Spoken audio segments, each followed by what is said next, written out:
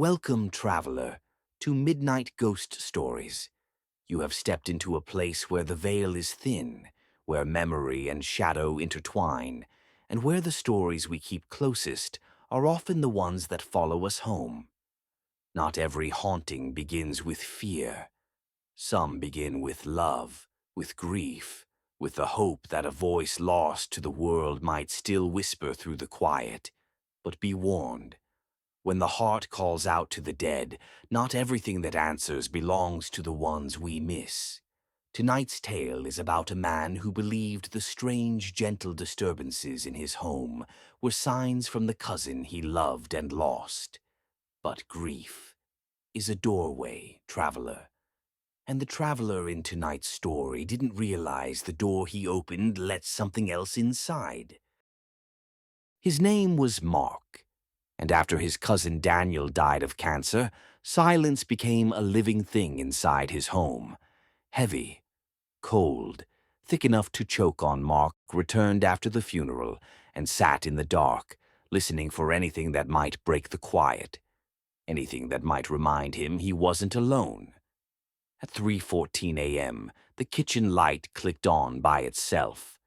Daniel always turned that light on for the houseplants. Mark didn't have any, but the glow felt warm, comforting. For the first time since the funeral, he slept without crying. Over the next few days, the familiar things continued.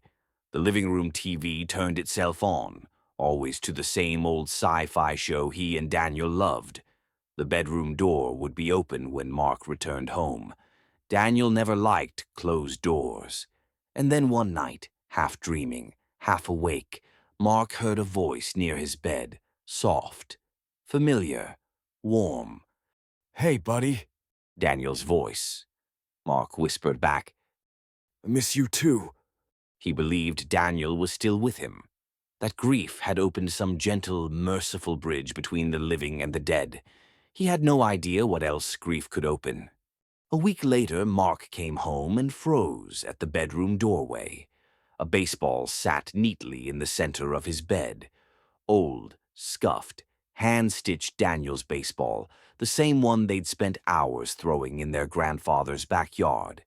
Mark picked it up, pressing it to his chest, crying into it. "Thank you," he whispered. "I know you're here with me." Something shifted in the house. Not warm, not familiar, expectant, watching. 3 nights later, the house changed. Mark woke to footsteps moving slowly through the hallway. Not Daniel's light, familiar steps. These were heavy, dragging, as if someone was carrying a burden far too heavy for them. He held the baseball tight and stepped into the hallway. The footsteps stopped. Total silence. The hall was empty. Then, at the far end, a shadow slid across the wall. Thin, tall, stretched like fabric pulled too tight. Mark blinked. It dissolved. A soft breath brushed behind him, not quite a whisper, but close. He turned. No one there. The house wasn't comforting anymore. It felt like it was waiting. The next night, Mark was brushing his teeth when he heard it again. "Hey, buddy."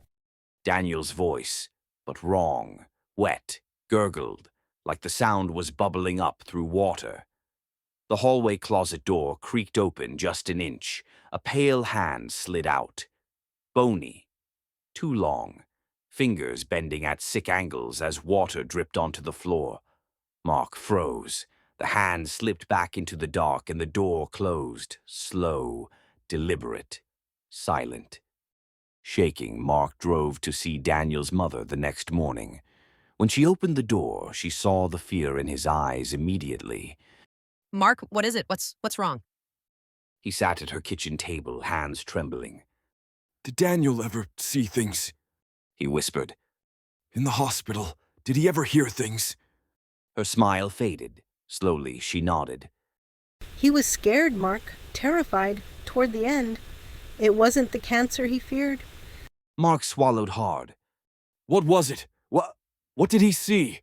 She hesitated, voice turning to a low whisper. A figure, tall, too thin, standing in the hospital closet just watching him. Mark froze. He said it imitated voices, she continued. People he loved, sounded almost comforting, but something was always off. Mark ran his hands through his hair. I heard Daniel last night. And I think it was him, He whispered. I thought he was still with me. She shook her head, eyes glistening. You didn't call Daniel, Mark. You called whatever was standing behind him. A chill ran through his entire body. One more thing. She added quietly.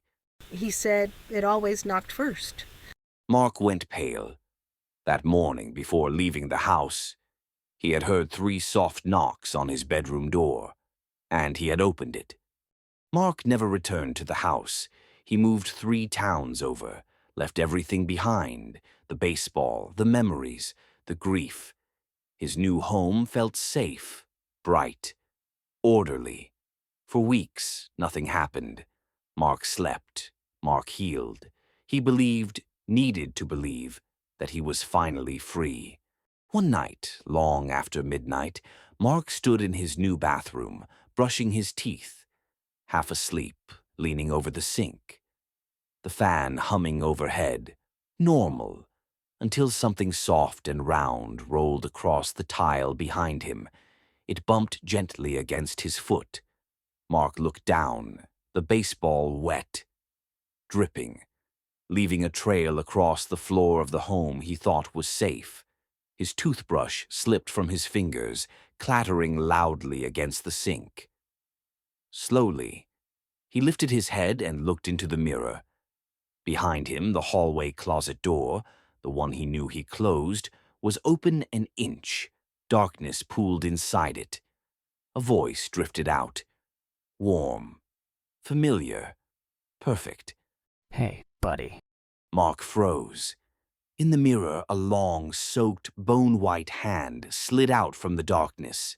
Fingers too long, joints bending wrong, water dripping from its wrist, reaching slowly toward his shoulder. Mark was never seen again. Some thought he ran away to start a new life, away from the grief. Others thought he could not live with the pain. Daniel's mother, on the other hand, hasn't answered the knocking at the closet door. Thank you for watching. If you enjoy my short stories, consider subscribing, sharing, and liking the video. It all helps the channel grow and lets my stories reach more people. Sleep tight, and don't let the bed bugs bite.